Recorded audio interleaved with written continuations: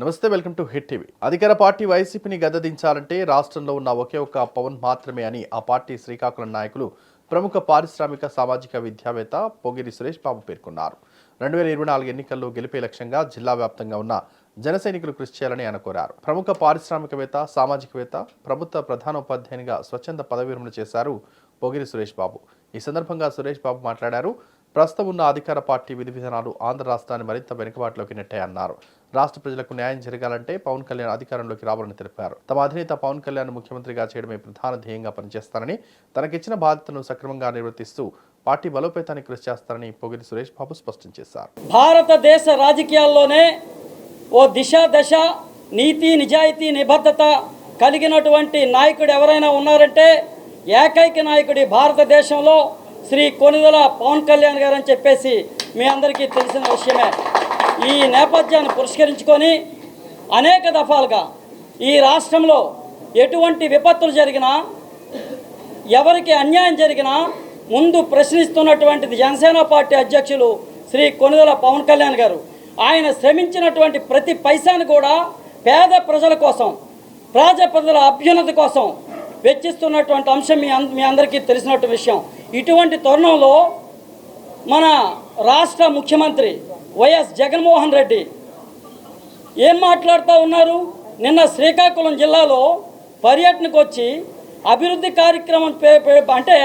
కార్యక్రమానికి వచ్చి ఏదైతే ప్రజాధనాన్ని వెచ్చించినటువంటి, ప్రజాధనంతో ఏర్పాటు చేసినటువంటి కార్యక్రమంలో ఎటువంటి మాట్లాడుతూ ఉన్నారు?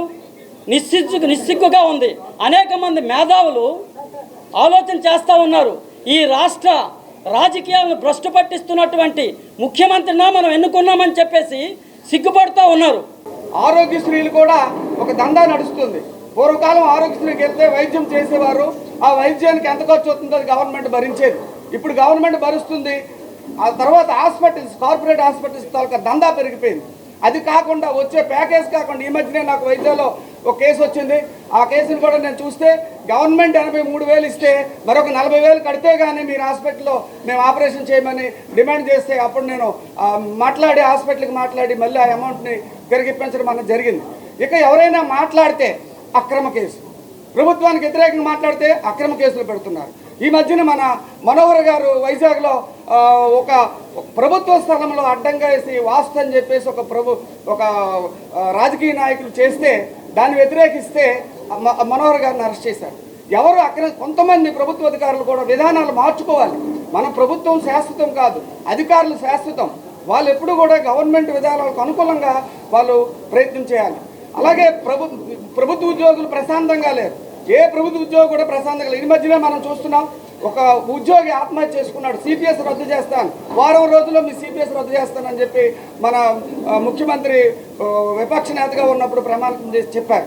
అది జరగకపోయి ఊరు ఇబ్బందులు క్రియేట్ చేస్తున్నారు. ప్రభుత్వ ఉద్యోగి ఆయన సుమారుగా 8 సంవత్సరాలు సర్వీస్ని ఇడిచిపెట్టుకొని పవన్ కళ్యాణ్ గారి సిద్ధాంతాలు, జనసేన సిద్ధాంతాలు నచ్చి పార్టీలోకి రావడం ఆయనకి నిజంగా స్వాగతం పలుకుతున్నాం జనసేన పార్టీ తరఫున.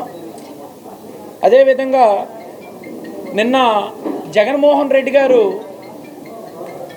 మన జిల్లాకు వచ్చి ఆయన పవన్ కళ్యాణ్ గారి పైన కొన్ని విమర్శలు చేస్తున్నాడు. విమర్శలు చేసే ముందు మేము జగన్మోహన్ రెడ్డికి చెప్పేది ఏంటంటే, బాబు నిన్న నువ్వు ఒక హాస్పిటల్, ఉద్దాన కిడ్నీ బాధితుల కోసం ఒక హాస్పిటల్ నువ్వు ఓపెన్ చేయడానికి వచ్చావు. హాస్పిటల్ అనేది 4 సంవత్సరాల క్రితం నువ్వు శంకుస్థాపన చేసి 4.5 సంవత్సరాలు పూర్తయిన తర్వాత ఇది ఒక ఎలక్షన్ నువ్వు ఓటు అడిగేదానికి ఒక ఉద్దేశంగా, ఎలక్షన్ టంట్గా నువ్వు ఈరోజు ఈ హాస్పిటల్ ఓపెన్ చేయడానికి వచ్చావని చెప్పేసి ఈ సందర్భంగా తెలియజేస్తున్నాం. అదేవిధంగా